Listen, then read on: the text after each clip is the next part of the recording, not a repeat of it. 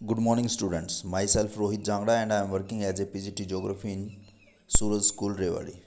और कल की जो वीडियो में हमने सोर्सेज के बारे में पढ़ा था, ठीक है। आज हम एनर्जी रिसोर्स की बात करेंगे और उसमें हम बात करेंगे कन्वेंशनल सोर्स ऑफ एनर्जी, ठीक है।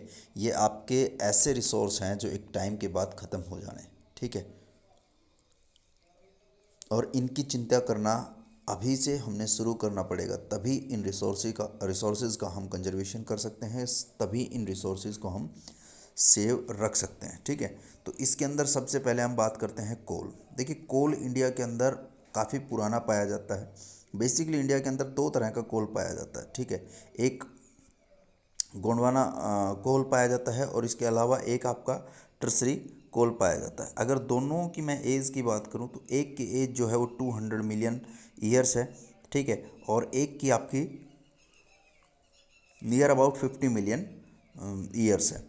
तो अब उसके बाद जो कोल हैं आपके इंडिया के अंदर, उसकी जो कौन कौन सी टाइप हैं जो इंडिया के अंदर मिलती हैं, उसके अंदर पहला है lignite is the low grade brown coal which is soft which high moisture content.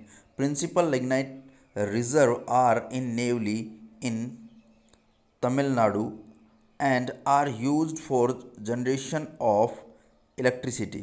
Coal that has been buried deep and subjected to increase temperature in bituminous coal, ठीक है।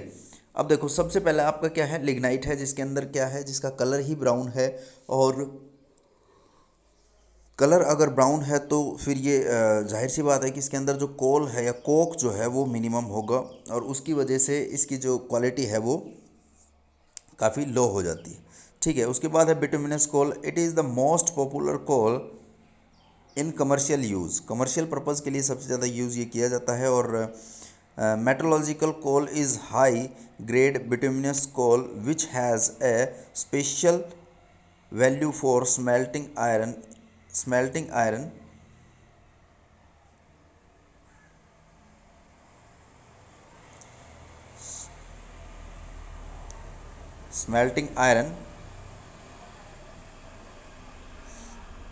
इन ब्लास्ट फर्नेंसेस।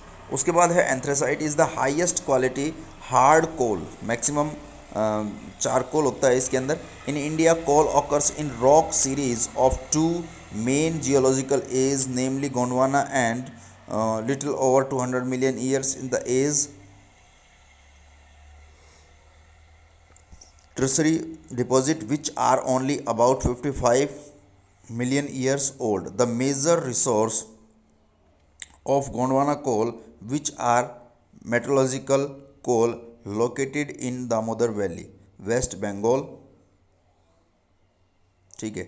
ये देख सकते हो आप कि बेसिकली अगर मैं बात करूं आपसे, तो जो कोल फील्ड है नीचे आपका ये दिखा भी रखा है आपके इंडेक्स के अंदर की कि कोल फील्ड कहाँ है, कोल माइंस क्या हैं, ऑयल फील्ड कहाँ है, ठीक है। और वैसे अगर आप इसको देखना चाहोगे, ठीक है, तो मैं आपको दिखा सकता हूँ कि ये जो रीज़न है पूरा, ये, ठीक है, इस रीज़न के अंदर आपका क्या है, पूरा कोल है। और ये जो है ये जो इस तरह से आपके ट्रायंगल के साइन दिखाई दे रहे हैं, ये सारी की सारी आपकी क्या हैं, माइंस हैं, ठीक है। तो इस तरह से आप देख सकते हो। इसके अलावा ये जो रेड कलर के दिखाई दे रहे हैं ये आपके ऑयल फील्ड्स हैं। और ये जो ये हिस्सा ये दिखाई दे रहा है, ये छत्तीसगढ़ के अंदर ये सारा ये आपका कोल फील्ड है, ठीक है।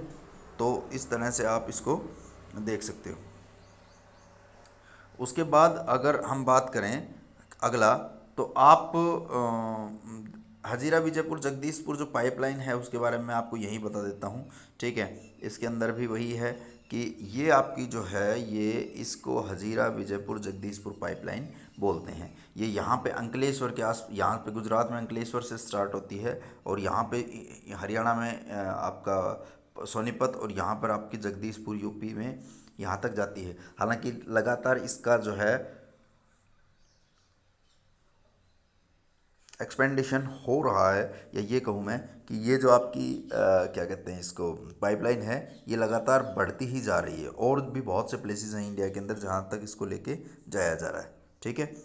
तो इसके बाद अब हम बात करते हैं आपका अगली जो है झरिया, रानीगंज, ये सारे प्लेसेस जो मैंने अभी आपको बताए हैं, ठीक है, जो इसके अंदर हैं। उसके बाद है आपका पेट्रोलियम, ठीक है। पेट्रोलियम और minerals oil is the next major energy resource in India after coal. It provides fuel for the heat and light. देखो पेट्रोल आपका किस लिए यूज़ होता है, कहाँ यूज़ होता है, वो तो आपको अच्छी तरह से पता है, ठीक है, कि पेट्रोलियम के अंदर बेसिकली आपका डीजल है, पेट्रोल है और इसके अलावा नेचुरल गैस है। जहाँ जहाँ पे पेट्रोल और डीजल मिलता है ऑटोमेटिकली वहाँ पे आपको गैस भी मिलती है। लेकिन यहाँ पे जो मेन चीज़ है वो है आपकी कि आपने ये देखना है कि मैप के अंदर आपकी ये कहाँ पे मिलती हैं, ठीक है। उसके बाद है ये वही ऊपर वाले मैप के अंदर ही है फिर दोबारा से, ठीक है। ये हजीरा विजयपुर जगदीशपुर पाइपलाइन है, ये ऑयल फील्ड्स हैं। तो ऑयल फील्ड्स कहाँ पे हैं इनकी हम बात कर लेते हैं एक बार, ठीक है। ये देखो आपका ये है ऑयल फील्ड, ये रहा, ठीक है। इसके अंदर और इसके अलावा ये सारे का सारा अगर आपको ये ऑयल फील्ड दिखाई दे रहा है, ठीक है। और इसके अलावा अगर मैं बात करूँ आपसे तो इधर ये वाला जो हिस्सा है, ठीक है, जिसके अंदर आपका ऑयल फील्ड्स हैं, ये रहा, ये, ठीक है, ये भी आपका ऑयल फील्ड है। क्लियर गाइस, ठीक है। तो इस तरह से आप देख सकते हो कि ये आपका ऑयल फील्ड है जो यहाँ पे मिलता है। अब हम चलते हैं आगे आपकी गैस के अलावा ये है आपके पावर प्लांट, ठीक है। और बेसिकली है आपके, देखो पावर प्लांट आपके दो होते हैं, एक होता है आपको hydro electricity is generated by the flowing of water. लेकिन उससे पहले आप इलेक्ट्रिसिटी की जब बात करते हो तो इलेक्ट्रिसिटी इंडिया के अंदर एक मेन मैं ये कह सकता हूँ कि एनर्जी का सोर्स है, ठीक है, आफ्टर पेट्रोलियम और कोल।